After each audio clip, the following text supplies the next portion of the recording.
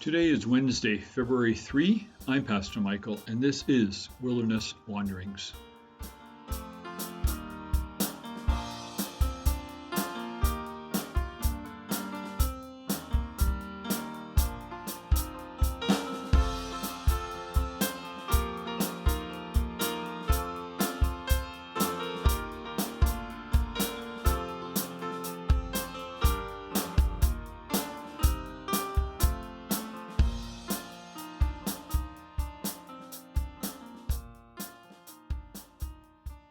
Today, our text comes from Ephesians 4.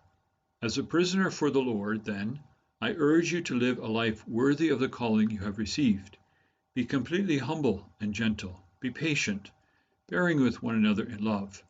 Make every effort to keep the unity of the Spirit through the bond of peace. Verses 1 through 3. Last week, I offered a devotion on finishing well, and this past Monday on starting well. I ended by alluding to the possibility of midlife course corrections. That is what I want to pick up on today. I've taken several trips across North America. Today, with GPSs in our cars and on our phones, it takes some effort to get lost. Before such technology, when we used Triptiks from CAA, it was much easier. For years, we had a big map atlas that had a page for each province and state. Of course, these quickly became outdated, thus inaccurate. On occasion, we would lose the road we intended to take and would have to find our way back. Such diversions happen in Christian discipleship as well. From time to time, we need a course correction. The words of our text are helpful in this regard. They contain 2 pointers for us. First of all, they remind us that God's calling to us is not primarily about our occupation in life. Rather, our calling is mainly about character. Be completely humble and gentle. Be patient, bearing with one another in love. Jesus is more concerned about how we live than what we do. And second, Jesus is concerned that we have a healthy connection with the fellowship of believers. He calls each of us to contribute in a healthy way to the life of the church.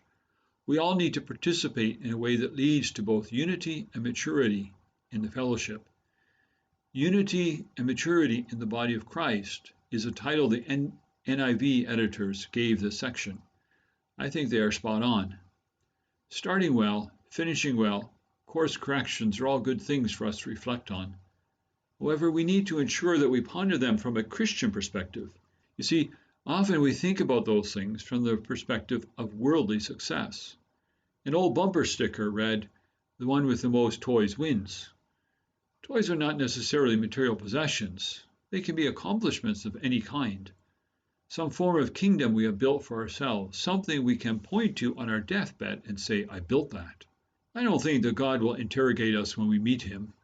But if he were, he would not ask us, "What did you do?" But he would ask, "How did you live?" If it's time for a midlife course correction, it's possible that you need to consider what you are doing. But it is more important to consider how you are living. Are you living a life worthy of the calling you have received from Jesus? Are you being completely humble and gentle, patient, and bearing with one another in love? Are you making every effort to keep the unity of the Spirit through the bond of peace? As you journey on, go with the blessing of God. May the peace of the Lord Christ go with you wherever he may send you. May he guide you through the wilderness, protect you through the storm. May your day end with rejoicing at the wonders he has shown you.